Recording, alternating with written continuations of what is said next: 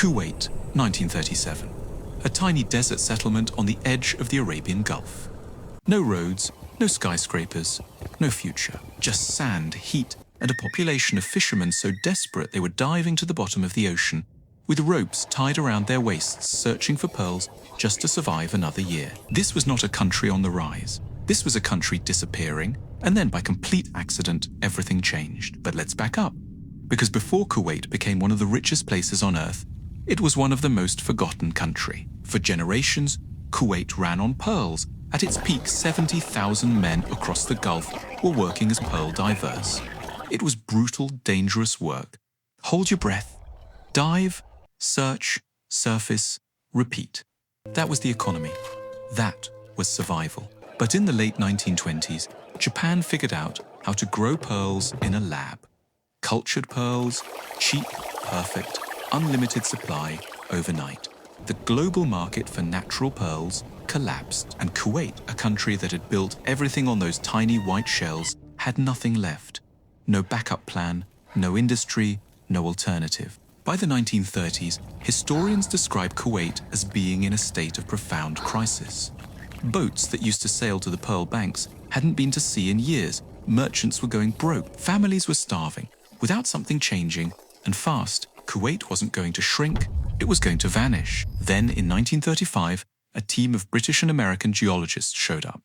They surveyed the land, they ran the numbers, and they made their recommendation. Drill at Bara. So they did. They sank a well over 2,000 meters deep into the Cretaceous rock and found almost nothing. 2,000 meters deep and nothing. The experts had picked the wrong spot. So they packed up, moved south to an area called Bergen, and tried again. On February 23, 1938, on a rainy Thursday morning, the drill hit something at just 1,120 meters deep. When the earth fought back, oil came blasting through the wellhead with so much pressure they couldn't control it. They had no drilling mud to stop it, no equipment rated for this kind of force. So the chief accountant, not an engineer, not a geologist, the chief accountant, Donald Campbell, ran into the nearest town bazaar and found a 60-foot wooden pole. They used it as a plug, a stick from a market stall. That was what stopped the gusher that would make Kuwait one of the richest countries in the history of the world. But here's the part nobody talks about. Kuwait knew it was sitting on a fortune and couldn't touch a single drop. Because 6 months after the discovery, the Second World War broke out and the oil just sat there, underground, untouched, waiting for 8 years. The sheikh knew what was beneath his feet. He knew what it meant. And he had to wait while the entire world burned around him. It wasn't until June 30th, 1946, 8 years after the discovery, that Kuwait loaded its very first shipment of crude oil onto a tanker called the British Fusilier. And the transformation began. What happened next was unlike anything the modern world had ever seen. Within a single generation, Kuwait went from pearl diving to penthouse living. Roads appeared out of nowhere, hospitals, schools, air conditioning in the desert. Citizens stopped paying taxes entirely. The government started paying them. Free healthcare, free education, subsidized housing. Kuwait didn't just get rich, it engineered a system where wealth flowed directly to its people. But the rulers weren't just spending. They were thinking. In 1953, 8 years before Kuwait was even an independent country, the Sheikh established the Kuwait Investment Board, not in Kuwait City, in London. The mandate was simple. Take the oil money and invest it so that when the oil eventually runs out, the country survives. They were building a safety net for a future they couldn't see yet before they even had a flag of their own. Today, that fund, the Kuwait Investment Authority, holds over $1 trillion in assets. And by the 1980s, something extraordinary had happened. The money Kuwait made from investing its oil wealth had actually grown bigger than the money it made from selling the oil itself. They had turned a finite resource into an infinite machine. But then came 1990, and the machine nearly got destroyed.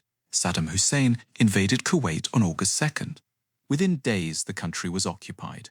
Saddam's engineers got to work. Over a single night, they wired the Bergen oil field, the world's second largest, with explosives. When coalition forces arrived and defeat became certain, Saddam gave the order.